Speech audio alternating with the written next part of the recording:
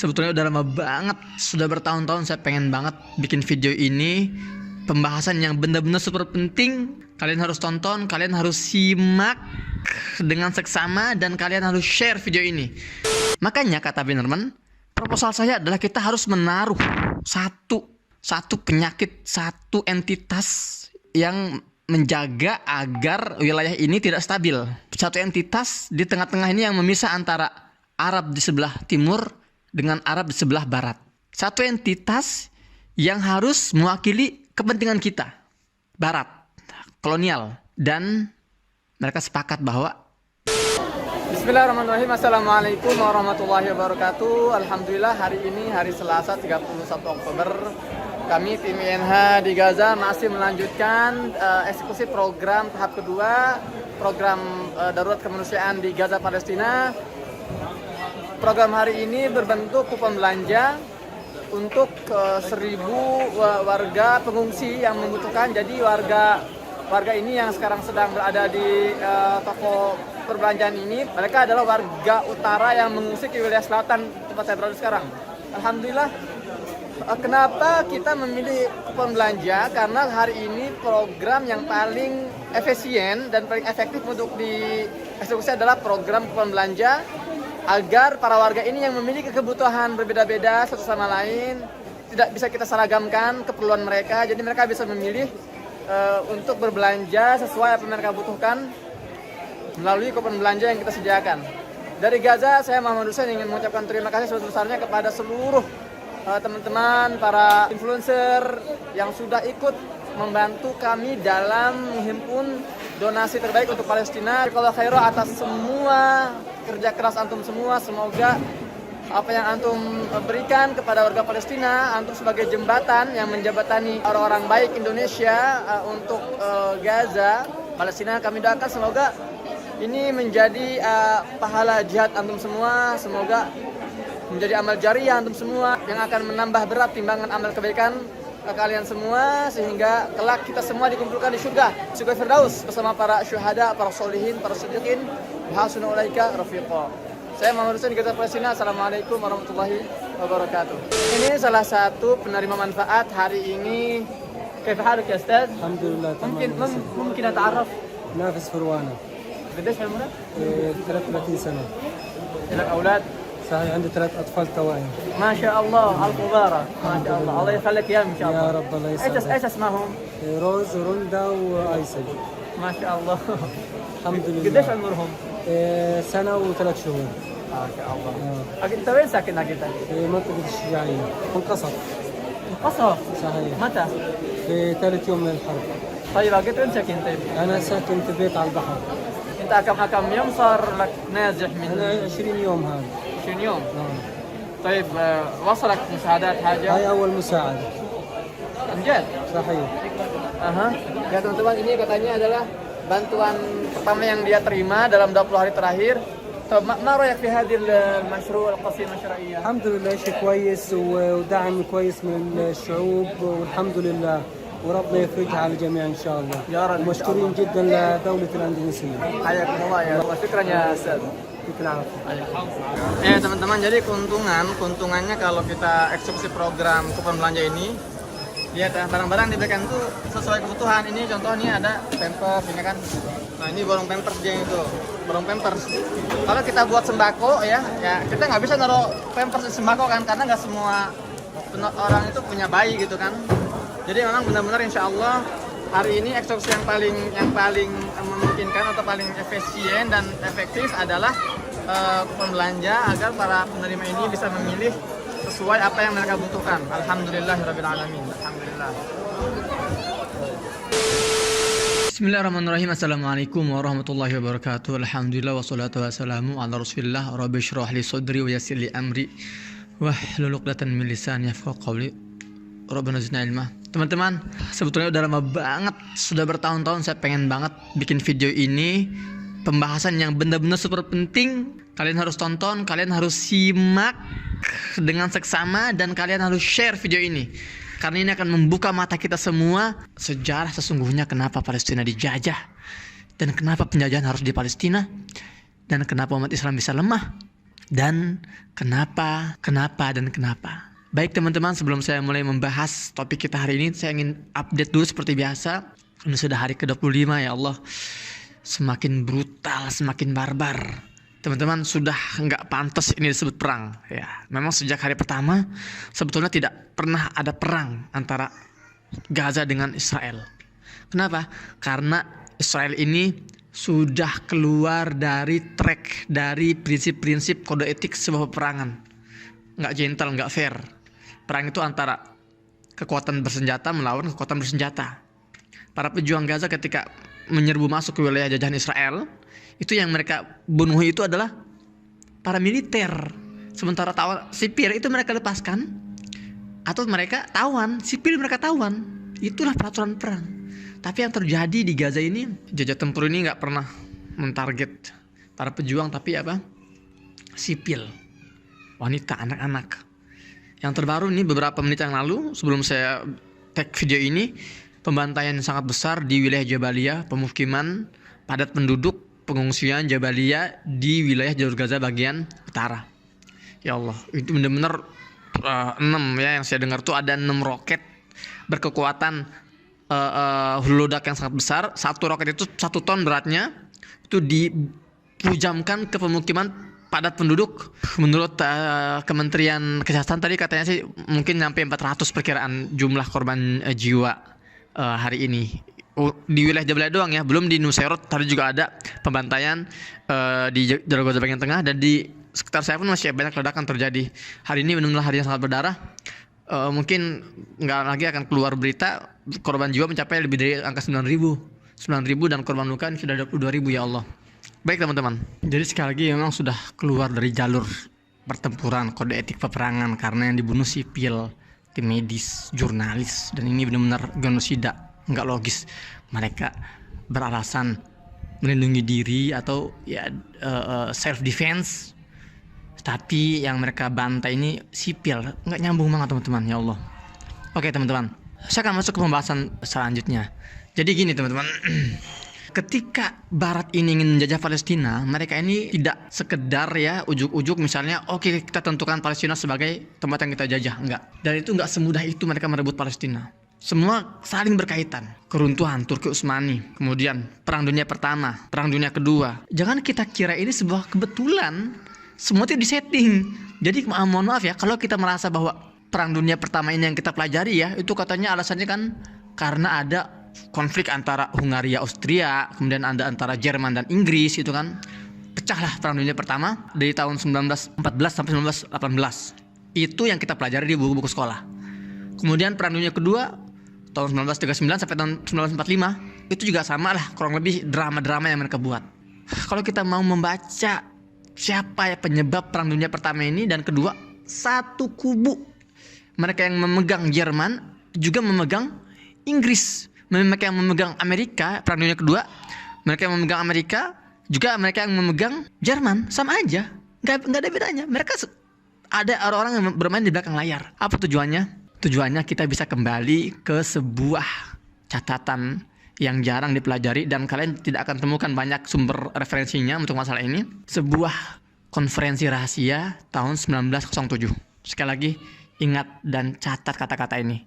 Tanggal ini, tahun ini 1907. Tahun 1907 ada sebuah konferensi rahasia. Sebagian menamakannya Imperial Conference. Ya, kalian bisa cek di Google ya, silahkan. Tapi nggak akan banyak data yang bisa kalian dapatkan. Saya akan menjelaskan secara singkat aja di sini.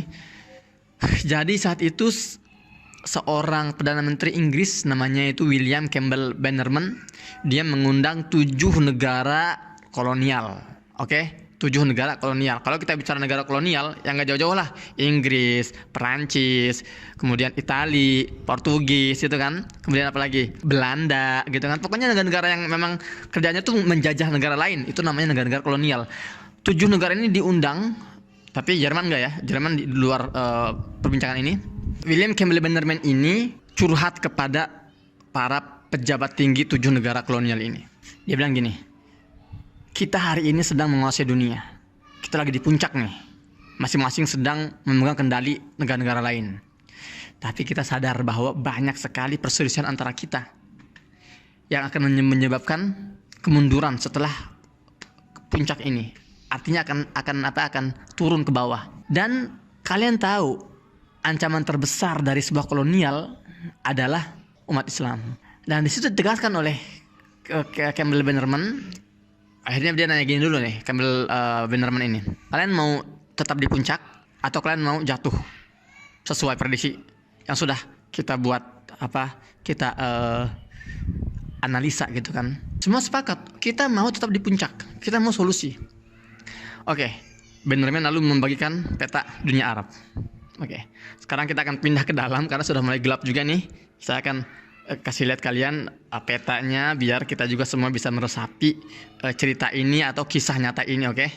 Jadi saat itu William Campbell Bannerman ini dia akhirnya membagi-bagikan peta negara-negara Arab, dan dia membuka peta yang paling besar ya di depan mereka dan mulai bicara tentang ada sebuah kekuatan di dunia Arab. Ya meskipun sekarang dia bilang ya sekarang ini mereka lagi lemah. Sekarang itu mereka lagi masa-masa ya perpecahan, lagi diselimuti oleh kebodohan ini negara-negara Arab nih, gitu ya. Tapi mereka punya keuntungan yang tidak dimiliki oleh kita. Negara-negara Arab ini, kata Bannerman, ini memiliki satu agama yang satu. Memang ada beberapa masyarakat lain yang ya minoritas lah ya. Tapi mayoritas saat itu adalah umat Muslim tahun 1907 itu. Mereka ini disatukan oleh satu agama, disatukan oleh satu bahasa, dan mereka ini hanya memerlukan seorang sosok pemimpin yang soleh, yang kompatibel untuk mereka bisa bangkit. Bayangkan teman-teman, ini wilayah sangat luas nih, dari Kuwait sampai wilayah Mauritania, ini semua negara-negara Arab. Ya, ini negara teluk, ini Syam, oke, dan ini sampai wilayah Arab bagian barat. Kata Bannerman, kita harus mencegah agar masyarakat Muslim di sini itu tidak stabil hidupnya, karena stabilitas itu akan melahirkan sebuah kebangkitan, dan kebangkitan akan melahirkan sebuah kekuatan. Itu kata Bannerman. Makanya kata Bannerman, proposal saya adalah kita harus menaruh satu penyakit, satu entitas yang menjaga agar wilayah ini tidak stabil. Satu entitas di tengah-tengah ini yang memisah antara Arab di sebelah timur dengan Arab di sebelah barat. Satu entitas yang harus mewakili kepentingan kita, barat, kolonial. Dan mereka sepakat bahwa tempat yang paling pas adalah jantung dunia. Ini jantung dunia, saya kasih lihat ya. Ini nih, memang tulisnya Israel tapi ini adalah Palestina. Inilah jantung dunia. Ini sudah disepakati oleh mereka para peserta di konferensi imperial itu, konferensi kolonial. Kenapa? Karena ini adalah wilayah yang sangat strategis. Inilah yang menghubungkan mereka.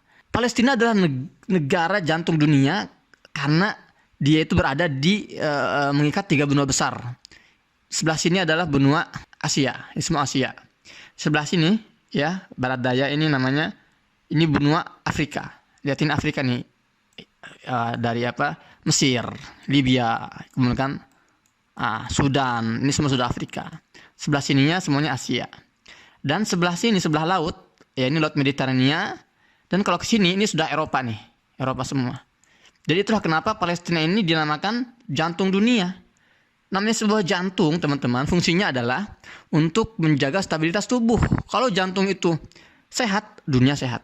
Tapi kalau jantung itu nggak stabil, labil, maka dunia ikut labil. Dan itulah yang mereka usahakan. Itulah misi mereka, menaruh sebuah entitas di sini untuk menjaga agar wilayah ini, Arab ini, tidak stabil. Karena apa? Karena sekali lagi wilayah Arab ini memiliki kekuatan. Hari ini memang mereka sedang dilanda oleh kebodohan menurut Bannerman. Tapi mereka ini, negara-negara Arab ini, mereka memiliki raw material. Mereka memiliki material baku untuk menjadi bahan bakar masa depan. Dan mereka sekali lagi disatukan oleh satu bahasa. Jadi kalian teman-teman dari Kuwait sini, Irak ya, Suriah, Irak, Kuwait, kalian muter sini. Sini ada namanya Hormuz, Selat Hormuz. Kemudian kalian sini Mandeb ya, Mandeb. Sampai kalian sini nih Gibraltar, Selat Gibraltar. Sebesar ini mereka memiliki bahasa yang satu dan agama yang satu. Itu sebuah keuntungan. Sementara kata Bannerman, kalau di Eropa, wah ini mah sudah bahasanya macam-macam. Kemudian juga agamanya macam-macam gitu kan. Jadi ini wilayah ini tuh punya keunggulan yang sangat besar untuk menjadi sebuah wilayah yang sangat kuat gitu ya. Makanya misi mereka adalah menaruh sebuah entitas yang sangat berbahaya agar membuat kawasan ini, Timur Tengah ini tetap labil atau tidak stabil. Makanya saat itu akhirnya Bannerman ini bertemulah dengan seorang yang cocok dengan cara pemikiran dia. Siapa? Inilah orangnya. Chaim Weizmann ini adalah seorang pimpinan Zionis, Chaim Weizmann, dan juga merupakan presiden pertama Israel. Akhirnya dia bertemu dengan Bannerman. Chaim Weizmann ini karena dia sudah punya ideologi Zionisme, ideologi yang sejak awal sudah dibangun oleh Theodor Herzl. Kita lihat. Nah, Theodor Herzl dari awal memang sudah mengimpikan berdirinya sebuah negara Yahudi. Mereka nyebutnya itu Der Judenstaat, ya, negara Yahudi. Dia sudah mati ya, 1907 itu dia sudah mati dan dilanjutkan oleh si Chaim Weizmann ini. Chaim Weizmann ini lalu dia menghadap ke si Bannerman untuk menikahkan ide Zionisme dengan idenya si Bannerman untuk mendirikan sebuah entitas diletakkan di sini ya, di wilayah Palestina, untuk memisahkan negara-negara Arab yang berada di kawasan timur dengan di kawasan barat, untuk melemahkan posisinya gitu kan, agar tetap labil dan tidak stabil. Dari situlah muncul ide negara Israel. Adapun ide-ide Yahudi itu adalah alat propaganda mereka. Karena penjajahan di sini itu bukan penjajahan perbatasan, tapi penjajahan eksistensi.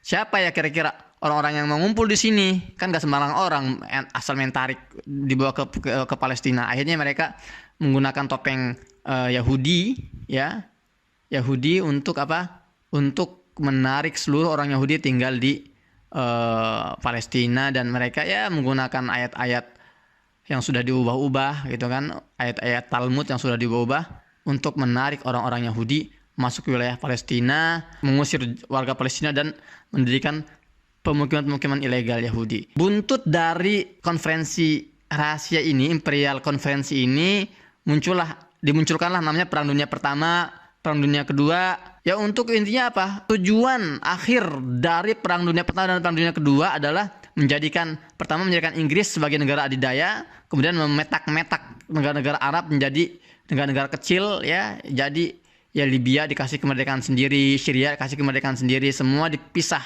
dicabut dari kekhalifahan Turki Utsmani, semua dikasih bendera masing-masing ya, dihidupkan rasa nasionalismenya gitu kan. Ya benar-benar dilemahkan lah. Dengan demikian akhirnya mereka tidak lagi bersatu padu seperti dahulu kala. Dan tidak hanya itu teman-teman, karena mereka yang membagi-bagi negara-negara itu, memotong-motong negara itu, mereka juga lah yang menentukan siapa yang boleh memimpin di Syria, siapa yang boleh memimpin di Yordan, siapa yang boleh memimpin di Mesir. Itu semua adalah perbuatan mereka. Sekali lagi, Zionis ini teman-teman nggak akan berani membantai warga Palestina seperti hari ini, seperti tidak tersentuh, dengan sangat rileks dan dengan sangat brutalnya gitu kan, kalau mereka hanya mengandalkan diamnya negara-negara Arab. Tidak, tapi mereka berani ngebantai Palestina itu karena mereka tahu bahwa mereka didukung oleh pemerintahan-pemerintahan yang ada di wilayah Palestina gitu kan. Sekalipun ya pemerintahan-pemerintahan sini banyak yang mengaku mengecam, mengutuk, tapi itu semua ya mungkin kata-kata politis ya, karena mereka juga ya harus memperbaiki citra mereka di depan masyarakatnya. Tapi pada dasarnya mereka semua ini adalah pemerintahan-pemerintahan yang sudah disusupi oleh kekuatan Barat dan sudah diatur oleh Barat. Sayang sekali teman-teman. Jadi hari ini warga Palestina sedang berjuang sendiri, dan inilah jalur Gaza. Lihat ya, ini Gaza nih yang kecil ini teman-teman. Jalur Gaza dari wilayah utara sampai selatan. Kalau dibandingkan seluruh wilayah Palestina, ini adalah Palestina. Gaza cuma segini nih Gaza nih. Ya kecil sekali, tapi Masya Allah ya berhasil ya menggoncangkan dunia sampai Amerika dan Inggris ikut turun tangan untuk menundukkannya. Ya demikian teman-teman. Pelajaran hari ini semoga bermanfaat. 1907 tahun bersejarah kehancuran umat Islam jangan dilupakan. Oke, sampai jumpa lagi di pertemuan selanjutnya. Saya Muhammad Hussein. Assalamualaikum warahmatullahi wabarakatuh.